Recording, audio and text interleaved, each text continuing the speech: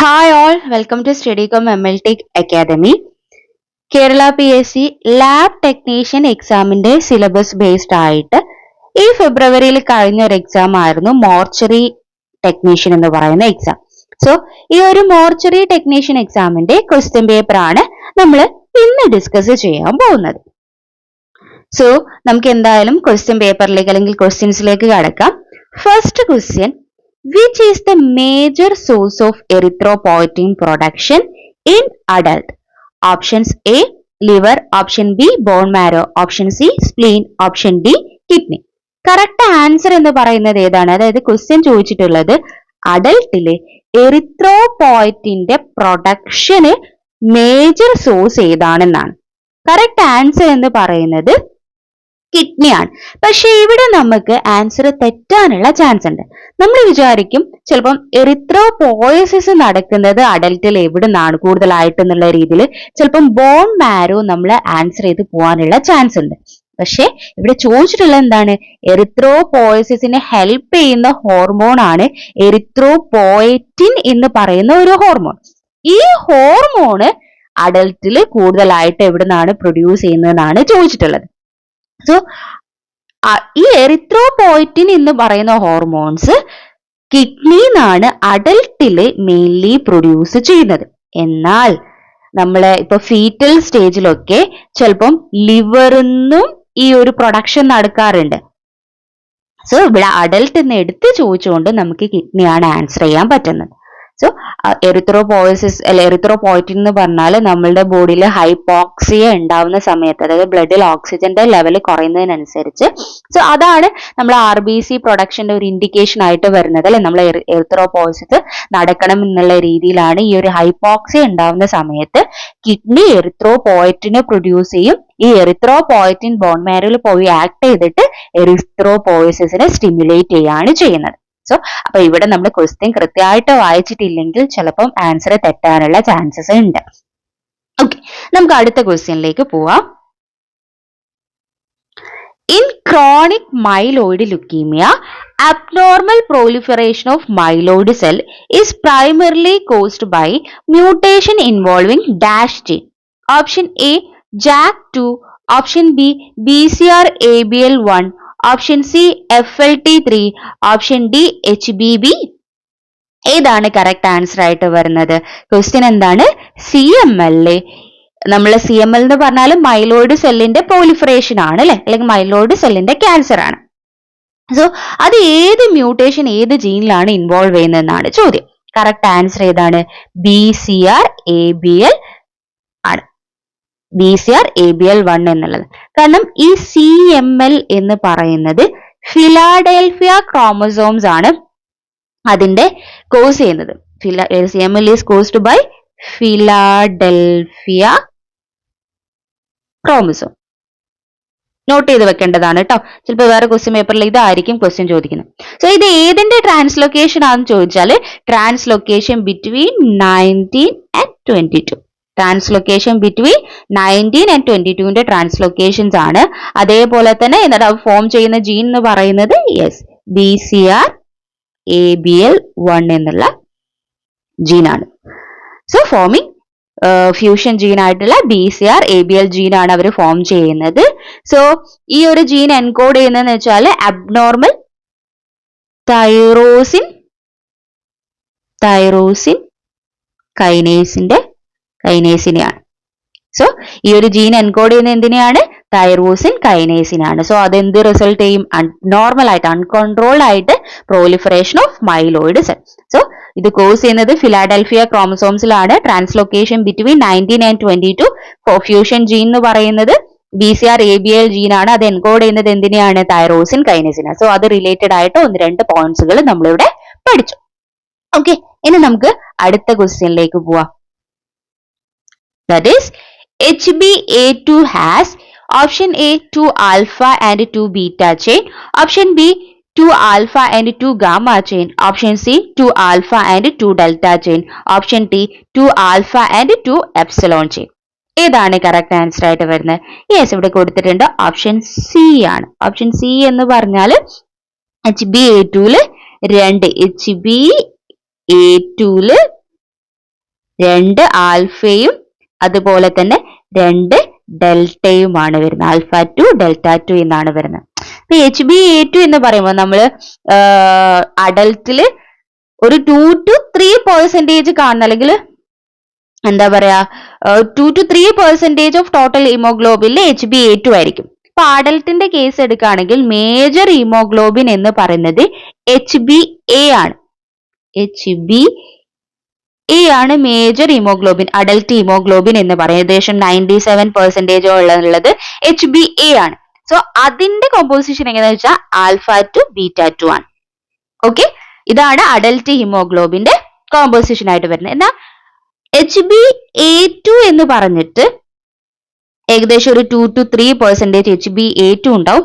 അതിൻ്റെതാണ് alpha 2 delta 2 എന്ന് പറയുന്നത്. Alpha 2 delta 2.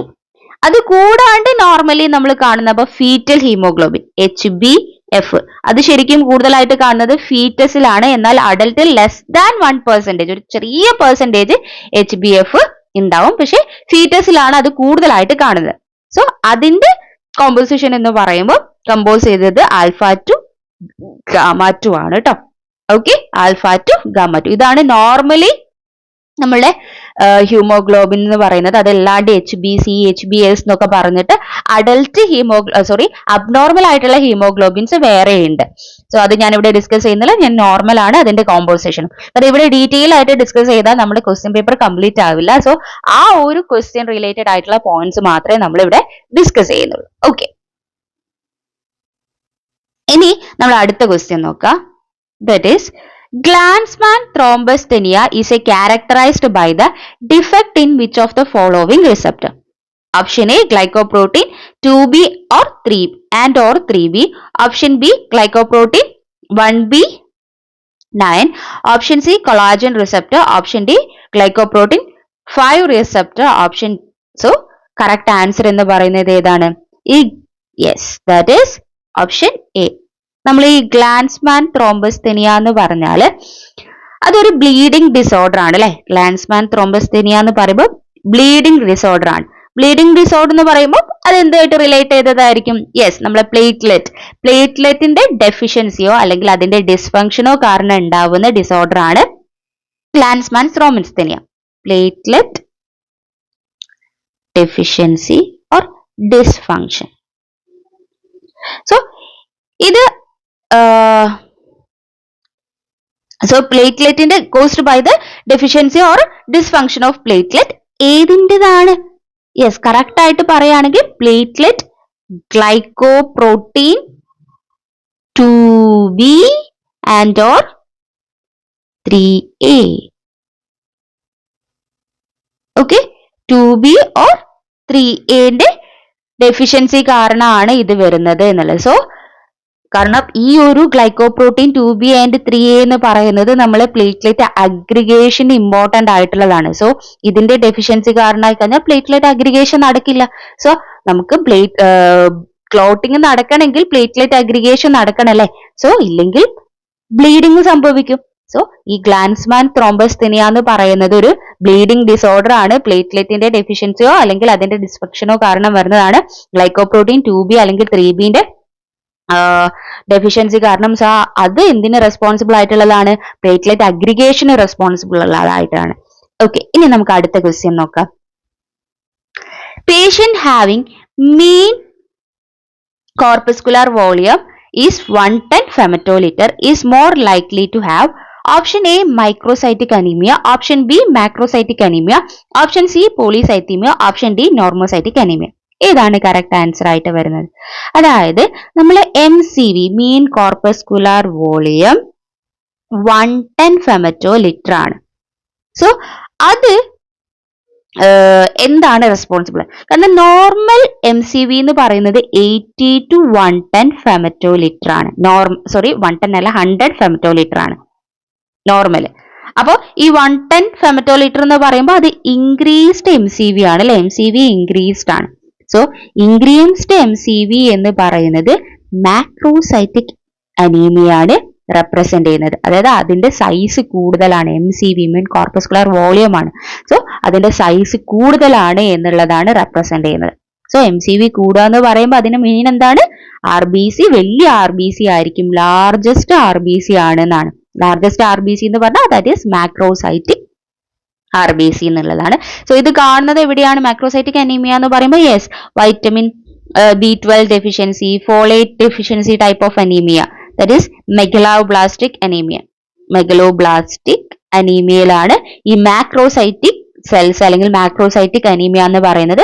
Megaloblastic anaemia like vitamin B12 deficiency, folate deficiency അനീമിയയിലൊക്കെയാണ് ഇത് കാണുന്നത്. ഓക്കെ, സോ അപ്പൊ ഈ ഒരു ടൈപ്പ് ഓഫ് അനീമിയയിൽ MCV എന്തായിരിക്കും? കൂടുതലായിരിക്കും. അയോൺ ഡെഫിഷ്യൻസി അനീമിയ ഒക്കെ കേസ് ആണെങ്കിൽ അവിടെ മൈക്രോസൈറ്റിക് അനീമിയ ആണ്, അപ്പൊ MCV എന്തായിരിക്കും? കുറവായിരിക്കും. യെസ്. ഇനി അടുത്ത ക്വസ്റ്റ്യൻ നോക്കാം. In patient with obstructive jaundice, which of the following finding most likely to be observed in urine? Option A, positive for urobilinogen and bilirubin.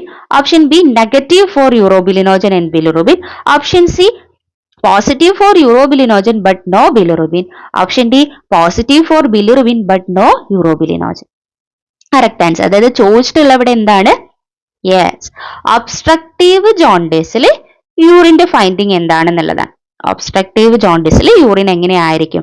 Obstructive jaundice എന്ന് പറഞ്ഞാൽ ലിവറിന്റെ പ്രശ്നം കാരണം വരുന്നതല്ല. ലിവർ മര്യാദയ്ക്ക് കോൺജുഗേഷൻ ഒക്കെ കഴിഞ്ഞ്, പക്ഷെ ഈ ഒരു ബിലിറുബിൻസ് നമ്മളുടെ ഗട്ടിലേക്ക്, ഇൻഡസ്റ്റൈനിലേക്ക് പോകണം. അത് പോകുന്നത് ഈ ബിലിയറി ട്രാക്ട് വഴിയാണ്. സോ അവിടെ ഒബ്സ്ട്രക്ഷൻസ് ഉണ്ടായിട്ടാണ് ഈ ഒബ്സ്ട്രക്റ്റീവ് ജോണ്ടിസ് വരുന്നത്. സോ അതായത് ബിലിറുബിൻ, കോൺജുഗേറ്റഡ് ബിലിറുബിൻ എങ്ങോട്ട് പോകുന്നില്ല? ഇൻഡസ്റ്റൈനിലേക്ക് പോകുന്നില്ല. സോ ഇൻഡസ്റ്റൈനിലേക്ക് പോയാൽ മാത്രമേ അത് യൂറോബിലിനോജനായിട്ട്, ഇൻഡസ്റ്റൈനൽ ബാക്ടീരിയ വഴി അത് യൂറോബിലിനോജനായിട്ട് കൺവേർട്ട് ചെയ്യും. സോ അതുകൊണ്ട് യൂറോബിലിനോജൻ ഉണ്ടാവുന്നില്ല. അപ്പൊ നോ യൂറോബിലിനോജൻ ഇൻ യൂറിൻ ആയിരിക്കും. പക്ഷേ യൂറിനിൽ ബിലിറുബിൻ കാണും. കാരണം ബിലിറുബിൻ എങ്ങനെയാ വരുന്നത്? ഓൾറെഡി ബ്ലഡിൽ ബിലിറുബിൻ ഉണ്ടെങ്കിൽ അത് കിഡ്നി വഴി എന്താണ്, ബ്ലഡ് കിഡ്നി വഴി അരിച്ച് ബിലിറുബിൻ യൂറിനിൽ കാണും. പക്ഷെ അത് ഒബ്സ്ട്രക്ഷൻസ് ഉള്ളത് കൊണ്ട്, ഇൻഡസ്റ്റൈനിൽ എത്താത്തത് കൊണ്ട് യൂറോബിലിനോജൻ എന്ത് ചെയ്യില്ല? നമ്മളുടെ യൂറിനിൽ കാണില്ല. സോ ഒബ്സ്ട്രക്റ്റീവ് ജോണ്ടിസിൽ ബൈൽ ഡക്റ്റിൽ ഒബ്സ്ട്രക്ഷൻ ആണ്. സോ അതുകൊണ്ട് യൂറോബിലിനോജൻ ഫോം ചെയ്യില്ല. യൂറോബിലിനോജൻ യൂറിനിലെ ആബ്സെന്റ് ആയിരിക്കും. ഓക്കെ, പക്ഷെ ബിലിറുബിൻ ബ്ലഡിലുണ്ട്. സോ അത് യൂറിനിൽ കാണുകയും ചെയ്യും. കാരണം കോൺജുഗേറ്റഡ് ബിലിറുബിൻ ആണുള്ളത്. കോൺജുഗേറ്റഡ് ബിലിറുബിൻ എന്താണ്? യൂറിനിലൂടെ പോകുന്നതാണ്, വാട്ടർ സൊല്യൂബിൾ ആണ്. സോ അതുകൊണ്ട് യൂറിനിൽ കൂടെ എക്സ്ക്രീറ്റ് ചെയ്തു പോകും. ഇനി അടുത്ത ക്വസ്റ്റ്യൻ നോക്കാം. What is the significance of squamous epithelial cell in sputum sample? Option A, indicate the presence of viral infection. Option B, confirm the bacterial pneumonia. Option C, indicate the contamination with the saliva. Option D, indicate a representative sputum sample from lower respiratory tract. നമ്മള് sputum sample എടുത്തപ്പം അതില് ഈ epithelial cells കുറെ ആയിട്ട് കാണുന്നത്, squamous epithelial cells കാണുന്നുണ്ടെങ്കിൽ അത് എന്താണ് indicate ചെയ്യുന്നത് ചോദിച്ചു കഴിഞ്ഞാൽ, yes, that is contamination with saliva. നമ്മൾ സ്പ്യൂട്ടം എടുക്കുമ്പോൾ മെയിൻലി സലൈവ ആയിട്ടുള്ള സ്പ്യൂട്ടം അല്ല നമുക്ക് വേണ്ടത്, മ്യൂക്കോഡ് ആയിട്ടുള്ള സ്പ്യൂട്ടംസ് ആണ് വേണ്ടത് അല്ലെ. കുറച്ചും കൂടി നമ്മൾ ലോവർ റെസ്പിറേറ്ററി ട്രാക്റ്റിൽ നിന്ന് വരുന്ന ആ ഒരു ടൈപ്പ് ഓഫ് സ്പ്യൂട്ടംസ് ആണ് നമുക്ക് വേണ്ടത്. പക്ഷെ അതിൽ കൂടുതലായിട്ട് ഈ സ്ക്വാമസ് എപ്പിത്തീലിയൽ സെൽസ് ഉണ്ടെങ്കിൽ അവർ മര്യാദയ്ക്ക് കഫ് ചെയ്തിട്ടല്ല ഈ സ്പ്യൂട്ടം കിട്ടിയത് നമുക്ക് വേണമെങ്കിൽ പറയാം. അതിൽ കൂടുതലായിട്ട് സലൈവയാണ് ഇൻഡിക്കേറ്റ് ചെയ്യുന്നത്. സ്ക്വാമസ് എപ്പിത്തീലിയൽ സെൽസ് ഉണ്ടെങ്കിൽ അത് സലൈവ കൂടുതലായിട്ട് കണ്ടാമിനേറ്റ് ചെയ്തിട്ടുണ്ട് എന്നാണ് എന്ത് ചെയ്യുന്നത്, ഇൻഡിക്കേറ്റ് ചെയ്യുന്നത്. സോ അതിന് ഡയഗ്നോസ്റ്റിക് വാല്യൂ കുറവാണ്. കാരണം നമുക്ക് ലോവർ റെസ്പിറേറ്ററി ട്രാക്റ്റിലുള്ള ഇൻഫെക്ഷൻസ് ഒക്കെയാണ് കണ്ടുപിടിക്കേണ്ടതെങ്കിൽ ഈ സലൈവ കൂടുതലായിട്ടുള്ള ഈ ഒരു സ്പ്യൂട്ടം കിട്ടിയിട്ട് കാര്യമില്ല. സോ അതുകൊണ്ട് അതിന് ലോവർ ഡയഗ്നോസ്റ്റിക് വാല്യൂ ആണ്. നമ്മൾ ഈ ഓറൽ ക്യാവിറ്റിയുമായിട്ട് അല്ലെങ്കിൽ സലൈവ ആയിട്ടുള്ള കണ്ടാമിനേഷൻ ആണ് നമ്മൾ ഇതുകൊണ്ട് ഇൻഡിക്കേറ്റ് ചെയ്യുന്നത്. ഓക്കെ, അടുത്ത ക്വസ്റ്റ്യൻ നോക്കാം. Benzidine test is used for detecting. ഇത് സ്ഥിരം ക്വസ്റ്റ്യൻ ആണ് അല്ലെ, നിങ്ങൾക്ക് അറിയാം. Option A, occult blood in stool. Option B, fat in stool. Option C, stercobilinogen in stool. Option D, reducing substance in stool. നമ്മൾ സ്ഥിരം ആയിട്ട് വരുന്ന ക്വസ്റ്റ്യൻ ആണ്. Yes, occult blood in stool. സ്റ്റൂളിലോ അല്ലെങ്കിൽ യൂറിനിലോ ഒക്കൾട്ട് ബ്ലഡിന് എന്താണ് ഡിറ്റക്ട് ചെയ്യാൻ വേണ്ടിയിട്ടാണ് നമ്മൾ ഈ ബെൻസിഡിൻ ടെസ്റ്റ് എന്ന് പറയുന്ന ടെസ്റ്റ് ചെയ്യുന്നത്. സോ ഈ ഒരു ബെൻസിഡിൻ ടെസ്റ്റ് നമ്മൾ ഒക്കൽട്ട് ബ്ലഡ് സ്റ്റൂൾ ഉണ്ടെങ്കിൽ അത് എന്താണ് ഇൻഡിക്കേറ്റ് ചെയ്യുന്നത്? യെസ്, ഗ്യാസ്ട്രോ ഇൻഡസ്റ്റൈനൽ ആയിട്ടുള്ള ബ്ലീഡിങ് ഉണ്ട് അല്ലെ. ഗ്യാസ്ട്രോ ഇൻഡസ്റ്റൈനൽ ബ്ലീഡിങ് ആണ് ഈ ഒരു കാര്യം കൊണ്ട് നമ്മൾ ഇൻഡിക്കേറ്റ് ചെയ്യുന്നത്. ഓക്കെ, ഇനി അടുത്ത ക്വസ്റ്റ്യൻ നോക്കാം. Which of the following urinary crystal has a thorn apple appearance? Thorn apple appearance ഉള്ള urinary crystal. Option A triple phosphate, option B calcium carbonate, option C ammonium biurate, option D sulfonamide. Correct answer ഏതാണ്? Yes, ammonium ബൈയൂറേറ്റ് എന്ന് പറയുന്ന crystal ആണ് thorn apple shape. ഇത് മാത്രമല്ല കേട്ടോ, നമുക്ക് different type of crystals വേറെ പഠിക്കാം. എൻവലപ്പ് ഷേപ്പുള്ള ക്രിസ്റ്റൽസ് ഏതൊക്കെയാണ് നമ്മൾ ഓൾറെഡി വീഡിയോ ഒക്കെ ചെയ്തിട്ടുണ്ട്, ഞാൻ എല്ലാം കൂടി ഇവിടെ പറയുന്നില്ല. എൻവലപ്പ് ഷേപ്പുള്ള ക്രിസ്റ്റൽസ്, അതുപോലെ തന്നെ തോൺ ആപ്പിൾ ഷേപ്പുള്ള ക്രിസ്റ്റൽസ്, ഫേൺ ലീഫ് ഷേപ്പുള്ള ക്രിസ്റ്റൽസ് എന്നൊക്കെ പറഞ്ഞ് ഡിഫറെന്റ് ടൈപ്പ് ഓഫ് ക്രിസ്റ്റൽസ് പഠിക്കുന്നുണ്ട്. ഇവിടെ നമുക്ക് ഒരു ആപ്പിള് ഒരു മുള്ള് വെച്ചതുപോലെ ഈ ഒരു ടൈപ്പ് ഓഫ് ഷേപ്പ് ആയിരിക്കും വരുന്നത് തോൺ ആപ്പിൾ ഷേപ്പ് ക്രിസ്റ്റൽസ് എന്ന് പറയുമ്പോൾ. സോ ഇത് ഈ അമോണിയം ബൈയൂറേറ്റ് ക്രിസ്റ്റൽ എന്ന് പറയുന്നത് ആൽക്കലൈൻ യൂറിനിൽ കാണുന്ന ക്രിസ്റ്റൽ ആണ് കേട്ടോ. അത് റിലേറ്റഡ് ആയിട്ട് മാത്രമേ ഞാൻ പറയുന്നുള്ളൂ. ആൽക്കലൈൻ യൂറിനിൽ കാണുന്ന ക്രിസ്റ്റൽ ആണ് ഈ അമോണിയം ബൈയൂറേറ്റ് എന്ന് പറയുന്നത്. അതിന്റെ ഷേപ്പ് എന്ന് പറയുന്നത് തോൺ ആപ്പിൾ എന്നുള്ളത് ഓർത്ത് വെക്കുക. Next question. Xanthochromia in CSF indicate option A subarachnoid hemorrhage, option B multiple sclerosis, option C tubercular meningitis, option D none of these. Correct answer ഏതാണ്? അതായത് നമ്മൾ സാന്തോക്രോമിയ കാണുന്നത് ഏത് കണ്ടീഷൻ? സബറക്നോയിഡ് ഹെമറേജ്. സാന്തോ എന്ന് പറഞ്ഞാൽ തന്നെ അത് യെല്ലോ എന്നാണ് പറയുന്നത്. അതായത് നമ്മൾ CFS എടുത്തു കഴിഞ്ഞാൽ അത് യെല്ലോ കളർ കാണുന്നത് ഈ സബറക്നോയിഡ് ഹെമറേജ് ഉണ്ടാവുമ്പോൾ. സബറക്നോയിഡ് ഹെമറേജ് എന്ന് പറഞ്ഞാൽ നമ്മൾ ആ സബറക്നോയിഡ് റീജിയനിൽ ബ്ലീഡിങ് ഉണ്ടാവുന്ന സമയത്ത് RBC ലൈസ് ചെയ്തിട്ട് ബിലിറുബിൻ പ്രൊഡക്ഷൻസ് ഉണ്ടാവില്ല. സോ ആ ഒരു കളർ RBയിൽ ലൈസ് ചെയ്തിട്ടാണ് നമുക്ക് ഈ CSFൽ ഈ യെല്ലോ കളർ കാണാനുള്ള കാരണം. സോ സാന്തോക്രോമിയ എന്ന് പറഞ്ഞാൽ യെല്ലോ കളറാണ്. ആ യെല്ലോ കളർ എങ്ങനെയാ വരുന്നത്? RBC ലൈസ് ചെയ്തിട്ട് ഉണ്ടാവുന്ന യെല്ലോ കളറാണ്. സോ RBC ലൈസ് ചെയ്യണമെങ്കിൽ അവിടെ സബറക്നോയിഡ് ഹെമറേജ് കാരണമാണ് അവിടെ RBC ലൈസ് ചെയ്യുന്നതെന്ന് ഓർത്ത് വെച്ചാൽ മതി. ഓക്കെ, സോ ഇനി അടുത്ത ക്വസ്റ്റ്യൻ നോക്കാം. An example for nuclear fixative is option A squalene fluid, option B Chambers fluid, option C glutaraldehyde, option D Carnoy's fluid. ഏതാണ് ന്യൂക്ലിയർ ഫിക്സേറ്റീവ് എക്സാമ്പിൾ എന്ന് പറഞ്ഞാൽ that is Carnoy's fluid. Carnoy's fluid എന്ന് പറയുന്നത് ഒരു nuclear fixatives ആണ്. Commonly നമ്മൾ ഹിസ്റ്റോളജിയിൽ use ചെയ്യുന്ന ഒരു ഫിക്സേറ്റീവ് ആണ്. ബ്ലഡ് കണ്ടെയ്നിങ് ഫ്ലൂയിഡ്സ് ഒക്കെ, ബ്ലഡ് കണ്ടെയ്നിങ് സ്മിയേഴ്സ് ഒക്കെ ഫിക്സ് ചെയ്യാൻ വേണ്ടി യൂസ് ചെയ്യുന്ന ഫിക്സേറ്റീവ് ആണ് ഈ Carnoy's ഫിക്സ് ഫ്ലൂയിഡ് എന്ന് പറയുന്നത്. ന്യൂക്ലിയർ ഫിക്സേറ്റീവ് എന്ന് പറയുമ്പോൾ ഇപ്പോൾ ബോയിൻസ് ഫ്ലൂയിഡ്, അതേപോലെ തന്നെ Carnoy's, ആൽക്കഹോൾ ആയിട്ടുള്ള എത്തനോള് ഒക്കെ ന്യൂക്ലിയർ ഫിക്സേറ്റീവ്സ് ആണ് കേട്ടോ. പിന്നെ ബഫേർഡ് ന്യൂട്രൽ ഫോർമാലിൻ എന്ന് പറയുമ്പോൾ ബോത്ത് സൈറ്റോപ്ലാസ്മിക് ആയിട്ടും ന്യൂക്ലിയർ ഫിക്സേറ്റീവ് ആയിട്ട് രണ്ടുമായിട്ട് വരുന്ന ഫിക്സേറ്റീവ് ആണ് ബഫേർഡ് ന്യൂട്രൽ ഫോർമാലിൻ എന്ന് പറയുന്നത്. അപ്പൊ ന്യൂക്ലിയർ ഫിക്സേറ്റീവ് നോട്ട് ചെയ്ത് വെക്കുക, ബോയിൻസ്, Carnoy's, എത്തനോൾ. Next question. Microtome best suited for cutting unfixed tissue. Option A rotary microtome, option B vibrating microtome, option C sledge microtome, option D sliding microtome. അതായത് fix ചെയ്യാത്ത tissue ഉണ്ടാവില്ലേ, അതിനെ നമ്മൾ cut ചെയ്യാൻ വേണ്ടി യൂസ് ചെയ്യുന്ന microtome ഏതാന്ന് ചോദിച്ചാൽ ദാറ്റ് ഈസ് വൈബ്രേറ്റിംഗ് മൈക്രോട്ടോം. ഇപ്പൊ റോട്ടറി മൈക്രോട്ടോമും സ്ലൈഡിംഗ് മൈക്രോട്ടോമിലും സ്ലഡ്ജ് മൈക്രോട്ടോമിലൊക്കെ നമ്മൾ ഓൾറെഡി ഫിക്സ് ചെയ്തിട്ടുള്ള എന്താണ് ടിഷ്യൂസിനെയാണ് നമ്മൾ കട്ട് ചെയ്യാറുള്ളത്. ഇവിടെ ഫ്രഷ് ആയിട്ടുള്ള ഫിക്സ് ചെയ്യാത്ത ഫ്രഷ് ആയിട്ടുള്ള ടിഷ്യൂസിനെ നമുക്ക് എന്ത് ചെയ്യാൻ പറ്റും? കട്ട് ചെയ്യാൻ പറ്റും. പക്ഷെ നമുക്ക് കിട്ടുന്ന സെക്ഷൻസ് എന്ന് പറയുമ്പോൾ മറ്റേതിനേക്കാളും കുറച്ചുകൂടി തിക്ക് ആയിട്ടുള്ള സെക്ഷൻസ് ആയിരിക്കും കേട്ടോ. കമ്പയർ ചെയ്യുന്ന സമയത്ത് മറ്റേതിനേക്കാളും കുറച്ചും കൂടി തിക്ക് ആയിട്ടുള്ളതായിരിക്കും കിട്ടുന്നത്. പക്ഷേ നമ്മളിപ്പോ ഫ്രോസൺ സെക്ഷൻസ് കട്ട് ചെയ്യാനാണെന്ന് ചോദിച്ചു കഴിഞ്ഞാൽ ദാറ്റ് ഈസ് ക്രയോ സ്റ്റാറ്റ് ആണ് യൂസ് ചെയ്യുന്നത് കേട്ടോ. നമ്മുടെ അടുത്ത് ഫ്രഷ് ടിഷ്യൂ ഫിക്സ്ഡ് അല്ലാത്ത ടിഷ്യൂസ് കട്ട് ചെയ്യാനാണ് ചോദിച്ചാൽ that is vibrating microtome. Frozen sections cut ചെയ്യാൻ നമ്മൾ ക്രയോസ്റ്റാറ്റുമാണ് യൂസ് ചെയ്യുന്നത്. കാരണം വൈബ്രേറ്റിംഗ് മൈക്രോടോമിൽ അതിന്റെ സെൽ ഇന്റഗ്രിറ്റി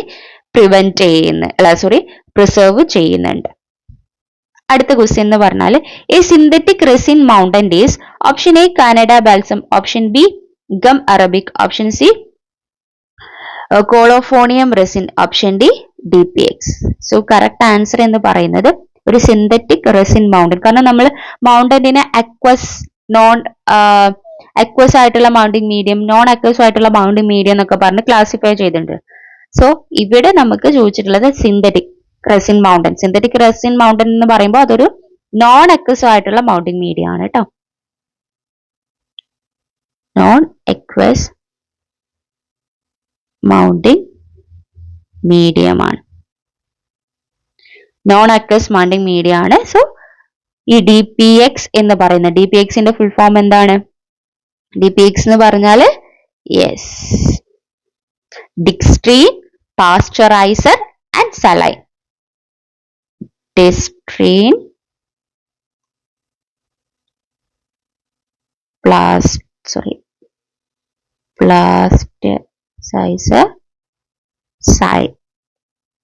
സൈലീൻ, സലൈൻ അല്ല സൈലീൻ ആണ് കേട്ടോ. സൈലീൻ ആണ് ഇതിന്റെ ഫുൾ ഫോം. അതൊരു എന്താണ്? സിന്തറ്റിക് റെസിൻ മൗണ്ടിങ് മീഡിയം ആണ്. കോമൺലി നമ്മൾ ടിഷ്യൂ സെക്ഷൻസിന്റെ മൗണ്ട് ചെയ്യാൻ വേണ്ടി യൂസ് ചെയ്യുന്ന ഒരു സിന്തറ്റിക് റെസിൻ മൗണ്ടിങ് മീഡിയം ആണ് ഈ DPX എന്ന് പറയുന്നത്. അതിന്റെ full form distrene plasticiser xylene എന്നുള്ളതാണ്. ഓക്കെ, ഇനി അടുത്ത ക്വസ്റ്റ്യൻ നോക്കാം. In Verhoeff's iron haematoxylin staining elastic fibre, option elastic fibre stain, option A red colour, option B black colour, option C yellow colour, option D green colour. Correct answer ഏതാണ്? B ആണ്. അതായത് നമ്മൾ വെർഹോഫ്സ് haematoxylin എന്ന് പറയുന്നത് നമ്മൾ stain ചെയ്യുന്നത് ഏതാണ്? Yes, elastic ഫൈബേഴ്സിനെ stain ചെയ്യാൻ വേണ്ടിയിട്ടാണ് നമ്മൾ അത് യൂസ് ചെയ്യുന്നത്. ഇലാസ്റ്റിക് ഫൈബർ ബ്ലാക്ക് കളേർഡ് ആയിരിക്കും കാണുന്നത്. ഇലാസ്റ്റിക് ഫൈബർ ബ്ലാക്ക് കളേർഡ് ആയിരിക്കും നമുക്ക് ഈ ഒരു വെർഹോഫ്സ് അയൺ ഹെമറ്റോക്സിലിൻ യൂസ് ചെയ്താൽ നമുക്ക് കാണാൻ പറ്റുന്നത്. സോ ഇതൊരു റിഗ്രസീവ് ടൈപ്പ് ഓഫ് സ്റ്റെയിൻസ് ആണ് കേട്ടോ. റിഗ്രസീവ് എന്ന് പറഞ്ഞാൽ നമ്മൾ അതിനെ ഓവർ സ്റ്റെയിൻ ചെയ്തിട്ട് പിന്നെ ഡീകളറൈസർ യൂസ് ചെയ്തിട്ട് ഡീസ്റ്റെയിൻ ചെയ്യേണ്ടി വരും. സോ അതിനെയാണ് നമ്മൾ റിഗ്രസീവ് എന്ന് പറയാറുള്ളത്. ഓക്കെ, അപ്പൊ അയൺ ഹെമറ്റോക്സിലിൻ ഒരു വെർഹോഫ്സ് അയൺ ഹെമറ്റോക്സിലിൻ ഒരു റിഗ്രസീവ് ടൈപ്പ് ഓഫ് സ്റ്റെയിൻ ആണ് വരുന്നത്. Next question. The recommended procedure to remove formalin pigment from tissue section is to option A treat with 1% HCl, option B treat with ethanol, option C treat with 1% alcoholic solution of sodium hydroxide, option D treat with water. Correct answer ഏതാണ്? അതായത് option C ആണ്, treat with 1% alcoholic solution of sodium hydroxide. അതായത് നമ്മൾ formalin pigments, നമ്മൾ formalin എന്ന് പറയുന്നത് നമുക്ക് fixative ആയിട്ട് യൂസ് ചെയ്യുന്നതാണ്. പക്ഷെ അതിൽ നമ്മൾ കുറെ നേരം ഇട്ട് വെച്ചാൽ അതിന്റെ ആർട്ടിഫാക്ട്സ് നമ്മൾ ഹിസ്റ്റോളജി സെക്ഷൻസിൽ ഫോർമാലിൻ പിഗ്മെന്റ്സ് ആയിട്ട് കാണാനുണ്ടാവും. സോ അത് നമുക്ക് റിമൂവ് ചെയ്യാൻ വേണ്ടിയിട്ട് നമുക്ക് sodium hydroxide NaOH, alcoholic solutions of NaOH, sodium hydroxides use ചെയ്തിട്ട് നമുക്ക് അതിനെ ട്രീറ്റ് ചെയ്താൽ ഈ ഫോർമാലിൻ പിഗ്മെന്റ്സ് റിമൂവ് ചെയ്യാൻ പറ്റും. Okay, next question. A differential stain used for the hormonal evaluation in vaginal smear is option A short stain, option B Weigert stain, option C methenamine stain, option D basic fusion. അതായത് നമ്മള് hormonal evaluation vaginal സ്മിയറിൽ use ചെയ്യുന്ന stain ഏതാണ്? സ്ഥിരം ചോദിക്കുന്ന ഒരു question ആണ്. നമ്മൾ hormonal evaluation in cytology എന്ന് ചോദിച്ചാൽ അപ്പൊ നമുക്ക് എഴുതാം that is short stain. Short stain ആണ് നമ്മൾ എന്ത് ചെയ്യുന്നത്? ഹോർമോണൽ വജൈനൽ സ്മിയേഴ്സിൽ ഹോർമോണൽ ചേഞ്ചസ് കാണാൻ വേണ്ടിയിട്ട്, ഇപ്പൊ എപ്പിത്തീലിയൽ മ്യൂട്ടേഷൻസ്, ഇപ്പോൾ ഹോർമോണിന്റെ ചേഞ്ചസും കാര്യങ്ങളും അസസ് ചെയ്യാൻ വേണ്ടിയിട്ട് നമ്മൾ യൂസ് ചെയ്യുന്ന സ്റ്റെയിൻ എന്ന് പറയുന്നത് ദാറ്റ് ഈസ് ഷോർട്ട് സ്റ്റെയിൻ എന്നുള്ളതാണ്. Okay, next question. Which condition is characterized by the absence of bare body in female? Option A Turner syndrome, option D Klinefelter syndrome. Option C, Edwards syndrome. Option D, none of this. Correct answer is A. അതായത് turner സിൻഡ്രത്തില് ഈ bar body ഉണ്ടാവില്ല ഫീമെയിൽസിൽ. Turner syndrome എന്ന് പറഞ്ഞാൽ എന്താണ്? That is 45X0 എന്നുള്ളതാണ് turner syndrome എന്ന് പറയുന്നത്. Bar body എന്ന് പറഞ്ഞാൽ ഫീമെയിൽസിൽ 2X ഉണ്ടാവും. ഈ 2Xൽ ഒരു ഇനാക്ടിവേറ്റഡ് ആയിട്ടുള്ള എക്സിനെയാണ് നമ്മൾ ബാർ ബോഡി എന്ന് പറയാം. 2X ഉണ്ടാവുമ്പോൾ ഒരു എക്സ് ഇനാക്ടിവേറ്റഡ് ആവും, അതിനെയാണ് നമ്മൾ ബാർ ബോഡി എന്ന് പറയുന്നത്. എന്നാൽ ടേർണർ സിൻഡ്രത്തിൽ ആകെ ഒരു എക്സേ ഉള്ളൂ, അതുകൊണ്ട് അവിടെ ഇനാക്ടിവേറ്റഡ് ആയിട്ട് എക്സ് ഇല്ല. 2X ഉണ്ടാവുമ്പോഴാണ് ഒരു എക്സ് ഇനാക്ടിവേറ്റഡ് ആവുന്നത്. സോ ആ കേസിൽ ബാർ ബോഡി ആബ്സെന്റ് ആയിരിക്കും. അപ്പൊ ഫീമെയിൽസിൽ ടേർണർ സിൻഡ്രം ഉള്ള ഫീമെയിൽസിൽ ബാർ ബോഡി ഉണ്ടാവില്ല. ഇപ്പൊ ക്ലിൻഫെൽറ്റർ സിൻഡ്രം ഒക്കെ ആണെങ്കിൽ 47XXY എന്നുള്ളതാണ്. സോ ഇവിടെ ബാർ ബോഡി ഉണ്ടാവും, കാരണം 2X ഉണ്ട്. അപ്പൊ ടേർണർ സിൻഡ്രത്തിൽ എന്തുണ്ടാവില്ല? ബാർ ബോഡി ഉണ്ടാവില്ല. സോ അതിന് നിങ്ങൾ ഓരോന്നും ടേർണർ സിൻഡ്രത്തിന്റെയും ക്ലിൻഫെൽറ്റർ സിൻഡ്രത്തിന്റെയും ഒക്കെ കാരിയോടൈപ്പ് പഠിച്ചു വെക്കണം, എന്നാലേ നമുക്കത് ആൻസർ ചെയ്യാൻ പറ്റുള്ളൂ. ഓക്കെ, അടുത്ത ക്വസ്റ്റ്യൻ നോക്കാം. The primary material used for making nucleopore filter.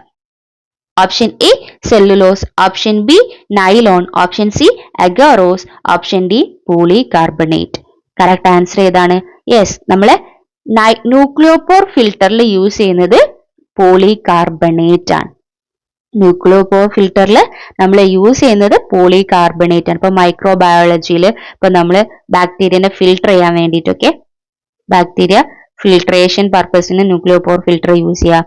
അതുപോലെ തന്നെ ഇലക്ട്രോൺ മൈക്രോസ്കോപ്പിൽ നമ്മൾ യൂസ് ചെയ്യാറുണ്ട്.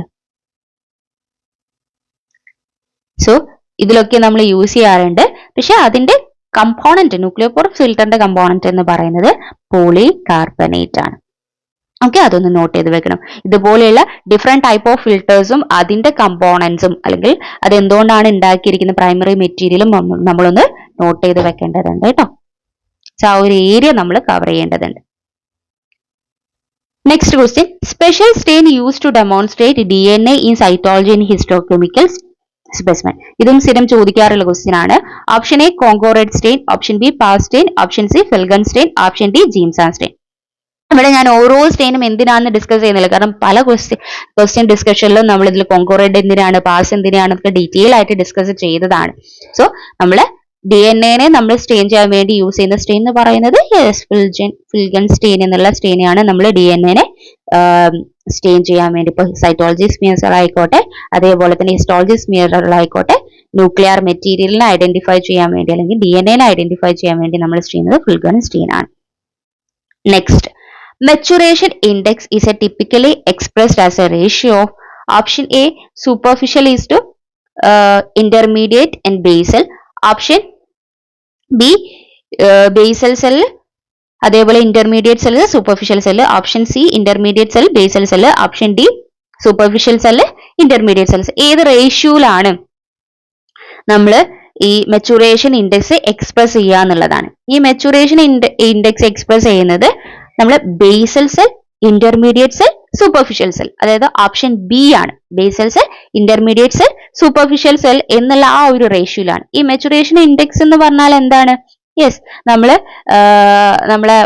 സ്മിയേഴ്സിൽ, നമ്മളെ സൈറ്റോളജിയിൽ സ്മിയേഴ്സിൽ നമുക്ക് അതിന്റെ ഹോർമോണൽ ആയിട്ടുള്ള ഇൻഫ്ലുവൻസ്, എപ്പിത്തീലിയൽ സെൽ ടേൺ ഓവറിന്റെ ഇൻഫ്ലുവൻസ് എങ്ങനെയാണെന്ന് കണ്ടുപിടിക്കാൻ വേണ്ടിയിട്ടാണ് നമ്മൾ ഈ ഒരു മെച്ചുറേഷൻ ഇൻഡെക്സ് നമ്മൾ ചെയ്യാറുള്ളത്. സോ ഈ ഒരു pattern basal cell, intermediate cell, superficial cell എന്നുള്ള രീതിയിലാണ് നമ്മൾ എന്ത് ചെയ്യാറുള്ളത്, അത് കണ്ടുപിടിക്കാനുള്ളത്. സോ നമുക്ക് ഹോർമോണൽ എപ്പിത്തീലിയൽ സെൽ ടേൺ ഓവറിന്റെ മുകളിലുള്ള ഹോർമോണൽ ഇൻഫ്ലുവൻസ് എന്ത് ചെയ്യാൻ പറ്റും, കണ്ടുപിടിക്കാൻ പറ്റും. Okay, so next question, chromosome banding method are either based on staining of chromosome with a dye or on assaying a particular function. Which of the wrongly named in the below list? Option A, G, Giemsa banding. Option B, R, Rondogen banding. Option C, centromere banding. Option D, Q, quinacrine banding. Correct answer ഏതാണ്? ഇതിൽ wrongly ആയിട്ടുള്ള, നമ്മൾ കാരിയോടൈപ്പിംഗിൽ different type of banding technique ഉണ്ട് അല്ലെ, അതിൽ wrongly ആയിട്ടുള്ളത് ഏതാന്ന് ചോദിച്ചു കഴിഞ്ഞാൽ ആർ, റോണ്ടജൻ ബാൻഡിങ് എന്നുള്ളതാണ്. കാരണം നമുക്ക് ഡിഫറെന്റ് ടൈപ്പ് ഓഫ് ബാൻഡിങ് ടെക്നിക്കിൽ ജി ഫോർ ജീംസ ബാൻഡിങ് ആണ്.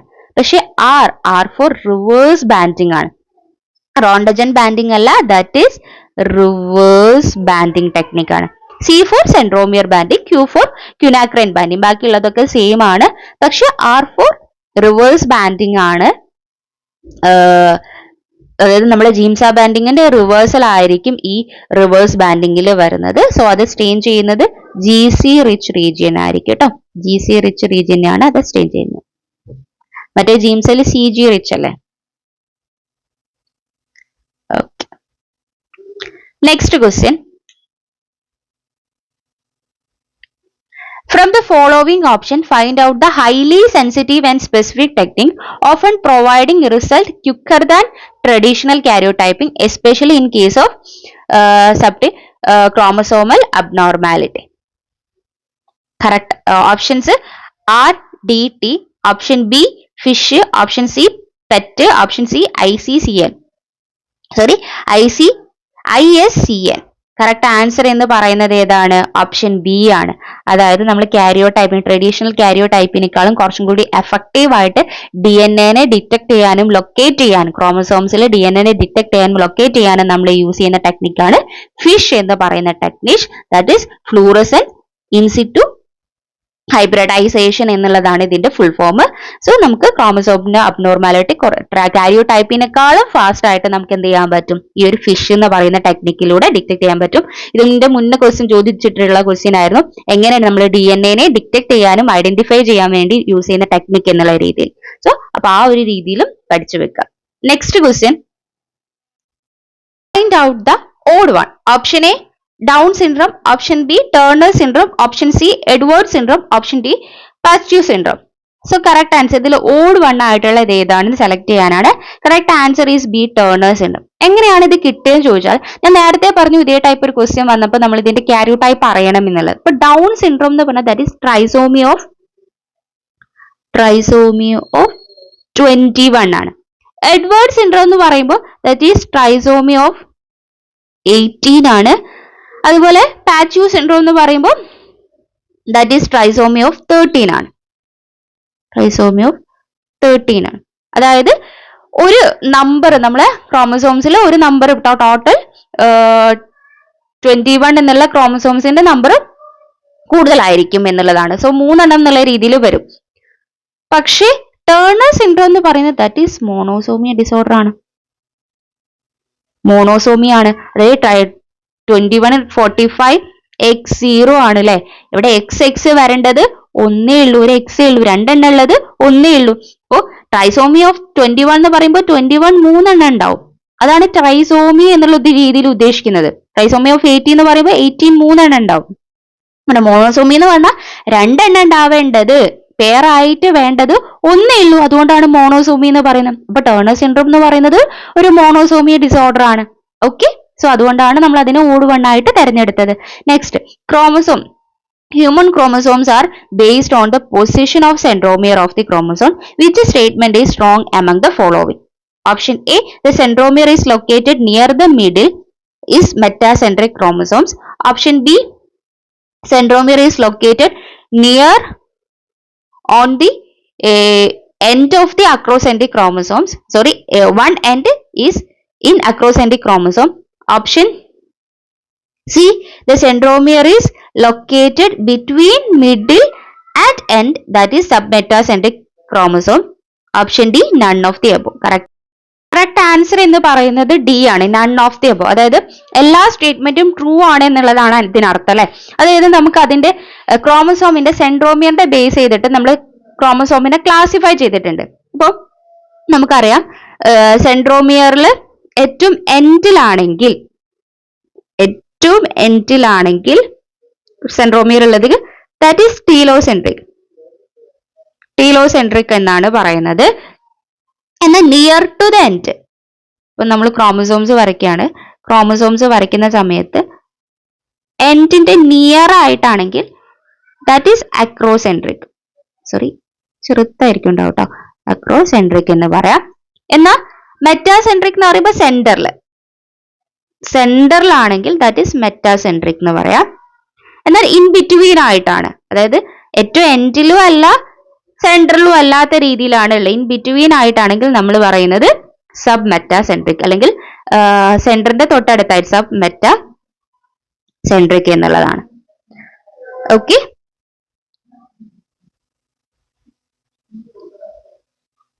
ഓക്കെ. സോ ഈ ഒരു സ്റ്റേറ്റ്മെന്റ് ഇതെല്ലാം പഠിച്ചു വെക്കുക. എന്താണ് ടീലോസെൻട്രിക്, എന്താണ് അക്രോസെൻട്രിക്, എന്താണ് മെറ്റാസെൻട്രിക്, എന്താണ് സബ് മെറ്റാസെൻട്രിക് എന്നുള്ള രീതിയിൽ നോക്കി വെക്കുക. നമുക്ക് അടുത്ത ക്വസ്റ്റ്യൻ നോക്കാം. സോ സത്യത്തില് ഇവിടെ ഫസ്റ്റ് ക്വസ്റ്റ്യനില് മെറ്റാസെൻട്രിക് എന്ന് പറയുമ്പോൾ നിയർ ടു ദി മിഡിൽ എന്നല്ല, മിഡിൽ എന്നുള്ളതാണ് ശരിക്കും വേണ്ടത് കേട്ടോ.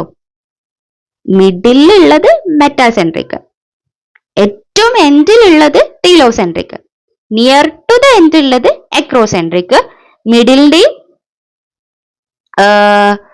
എൻഡിന്റെ ഇൻ ബിറ്റ്വീൻ ആയിട്ട് വരുന്നത് അല്ലെങ്കിൽ മിഡിലിനോട് ചേർന്നുള്ളതാണ് സബ് മെറ്റാസെൻട്രിക് എന്ന് പറയുന്നത്.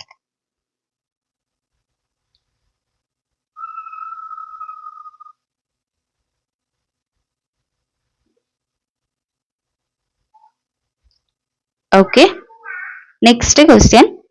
A mitotic inhibitor must be used to obtain adequate number of cells in metaphase. Write the example of mitotic inhibitor used. Option A, colismate. Option C, colchicine. Option C, phytohemagglutinin. Option D, both A, 1 and 2. Correct answer ഏതാണ്? D ആണ്, അതായത് both 1 and 2. സാധാരണ നമ്മളെടുത്ത് ചോദിക്കാറുള്ളത് മെറ്റാഫേസ്ഡ് arrest solution എന്നാണ് അല്ലെ. അവർ പേരൊന്ന് മാറ്റി mitotic inhibitor എന്ന് ചോദിച്ചു. നമ്മൾ കാരിയോ ടൈപ്പിംഗിൽ കൃത്യമായിട്ട് നമ്മൾ വിഷ്വലൈസ് ചെയ്യണമെങ്കിൽ മെറ്റാഫേസിലായിരിക്കണം. സോ ആ മെറ്റാഫേസിന് ആ ഒരു സെൽ സൈക്കിൾ ഇൻഹിബിറ്റ് ചെയ്യാൻ വേണ്ടിയിട്ട് നമ്മൾ യൂസ് ചെയ്യുന്നതാണ് മെറ്റാഫേസ് അറസ്റ്റ് സൊല്യൂഷൻ. കൊളിച്ചിസിനും കോളിസിമീഡും ഒക്കെയാണ് നമ്മൾ എന്ത് ചെയ്യാറുള്ളത്, മെറ്റാഫേസ് അറസ്റ്റ് സൊല്യൂഷൻ ആയിട്ട് യൂസ് ചെയ്യാറുള്ളത്. അത് തന്നെയാണ് ഈ മൈറ്റോട്ടിക് ഇൻഹിബിറ്റർ എന്ന് പറയുന്നത്, പേര് മാറ്റി ചോദിച്ചു എന്നേ ഉള്ളൂ. സോ അപ്പൊ ഇത് രണ്ടും ആൻസർ ആയിട്ട് വരുന്ന ഓപ്ഷൻ ഡി ആണ് നമ്മൾ കറക്റ്റ് ആൻസർ ആയിട്ട് എടുക്കുന്നത്. സോ ഇത്രയാണ് നമ്മൾ ഇന്നത്തെ വീഡിയോയിൽ ഡിസ്കസ് ചെയ്യുന്നത്. സോ ഈ ഒരു വീഡിയോ നിങ്ങൾക്ക് യൂസ്ഫുൾ ആണ്. ഈ ഒരു വീഡിയോന്റെ ബാക്കി ക്വസ്റ്റ്യൻസും കൂടി കണ്ടിന്യൂ ചെയ്യണമെങ്കിൽ തീർച്ചയായിട്ടും കമന്റ് ചെയ്യുക. സോ അതിനനുസരിച്ചായിരിക്കും നമ്മൾ എന്ത് ചെയ്യുന്നത്, ഈ ഒരു ക്വസ്റ്റ്യൻ പേപ്പർ കണ്ടിന്യൂ ചെയ്യുന്നത്. സോ ഇത് നിങ്ങൾക്ക് യൂസ്ഫുൾ ആവുന്നില്ല, വെറുതെ ഓൾറെഡി നമുക്കറിയാം ഇതിന്റെ ആൻസർ നിങ്ങളെ കയ്യിലുണ്ട്. അപ്പൊ ജസ്റ്റ് ആ ആൻസർ എന്നുള്ള രീതിയിൽ മതി. ഈ ഒരു ഡിസ്കഷൻ വേണ്ടാന്നുണ്ടെങ്കിലും നിങ്ങൾക്ക് കമന്റ് ചെയ്യാം. അപ്പൊ താങ്ക് യു.